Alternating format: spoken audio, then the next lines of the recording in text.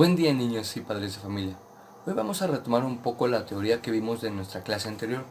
Vamos a ir avanzando poco a poco junto con la evolución de la danza desde sus orígenes hasta lo que conocemos hoy en día. Terminando con la etapa de los griegos, empezamos ahora con la de los romanos, en donde a diferencia de los griegos, la danza era mal vista.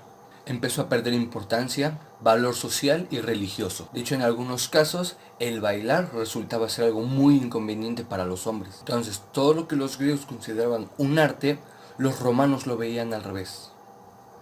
Entonces, todo lo que los griegos lograron para que la danza subiera y sea un arte y una ciencia de estudio, por otro lado, los romanos lo veían algo como mal visto socialmente. Y así, para la llegada de la Edad Media, la danza estuvo muy apartada del desarrollo de las demás artes, debido a la mentalidad cristiana, ya que la encontraba cargada de connotaciones y movimientos sexuales o pecaminosos que consideraba la iglesia en ese entonces. Y en general, la iglesia de ese entonces rechazaba cualquier cultivo del cuerpo con fin estético, manteniendo un sector de la población cohibido o alejado de la realización de este tipo de actividades. Pero estas prohibiciones no tuvieron un efecto tan real, ya que varios sectores del pueblo continuaban bailando en algunas de sus celebraciones, seguían practicando la danza. En estas mismas situaciones se produce la separación de la danza corte y la danza tradicional.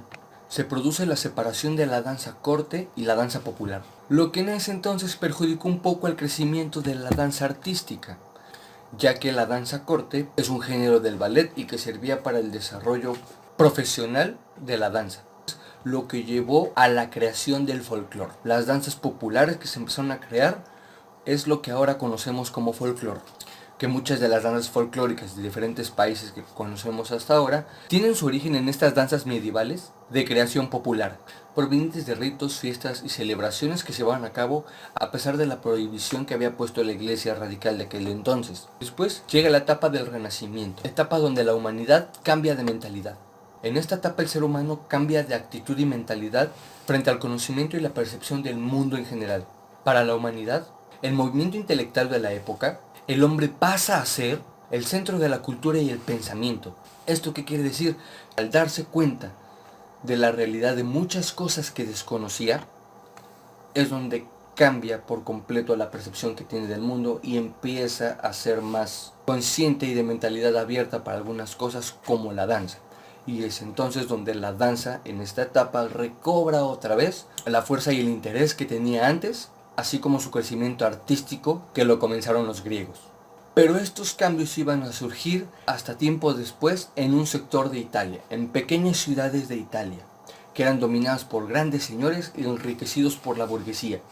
Entonces, esta misma clase social realizaba competencias y espectáculos a visitantes extranjeros, a turistas que llegaban a esas ciudades, con el fin de demostrar su poder y su riqueza. Es en este punto donde la danza tiene un cambio completamente drástico. En esta época es donde se empieza a lucrar por primera vez con la danza, a mostrarse en escenarios como un arte escénica y consecuentemente a darle un seguimiento y a darle una educación como lo que es una danza artística. Se empiezan a manejar posturas, se empiezan a manejar reglas, movimientos estrictos, tipos de pasos. Entonces también la danza aquí es donde verdaderamente cobra fuerza de todo lo que ha pasado a lo largo de estos años, de todo el declive que ha tenido por parte de la prohibición de la iglesia de aquel entonces, y aquí es donde vuelve a surgir como un arte escénica, y donde por primera vez se elaboran manuales y surge el primer coreógrafo del mundo. Aquí la danza ya empieza a tener técnicas, empieza a formar en las artes escénicas y a tener un mayor alcance y más profundidad en el resto de las personas. Este primer coreógrafo lleva el nombre de Domenico Piacenza, mismo que estableció los elementos fundamentales de la danza, que son el compás de medida, que se refiere a la musicalidad, a los sonidos, a los instrumentos, a todo lo auditivo que escuchamos mientras danzamos. También habla de la manera, que se refiere al carácter del bailarín y la interpretación. Esto significa la entrega que tiene cada uno de los bailarines para proyectar lo que se quiere transmitir a través de esa danza.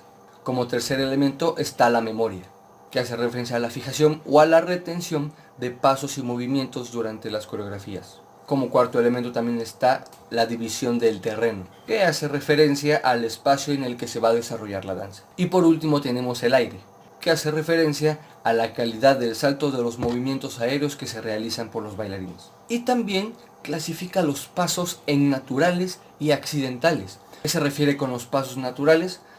Pasos que hacemos tan sencillamente en nuestro día cotidiano, como lo es caminar, andar, bracear, posturas y andar normales que podemos elaborar hasta cuando vamos a la tienda por el mandado. En ocasiones son incluidos de alguna manera como descanso o traslación en evoluciones para la danza.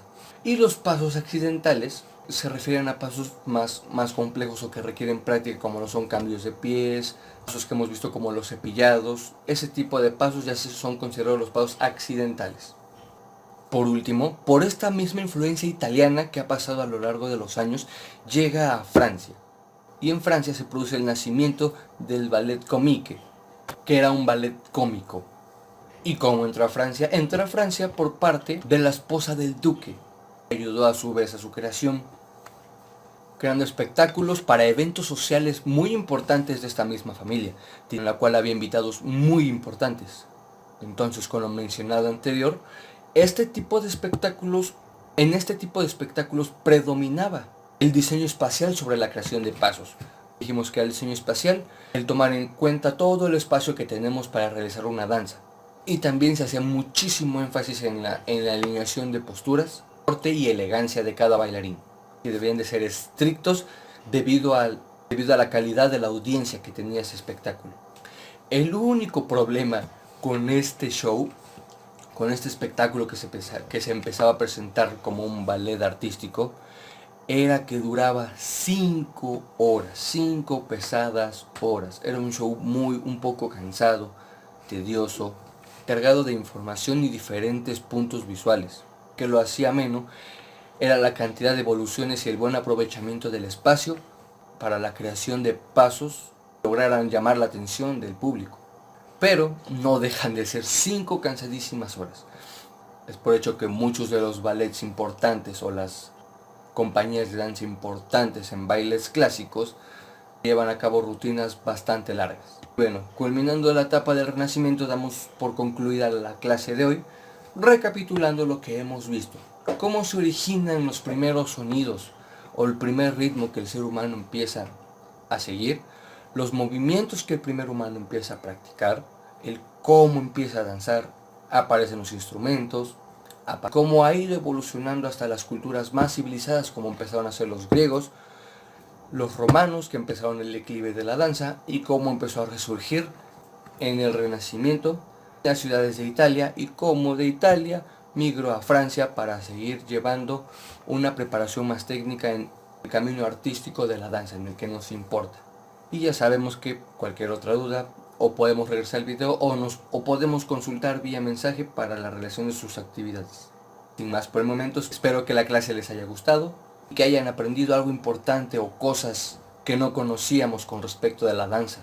Ya estamos aprendiendo poco a poco cómo surge, desde cómo nace hasta lo que vamos viendo hoy en día, tanto en bailes regionales como en el resto de los géneros que conocemos dentro de todo lo que involucra el baile. Y bueno, es todo por la clase de hoy. Nos vemos en la siguiente.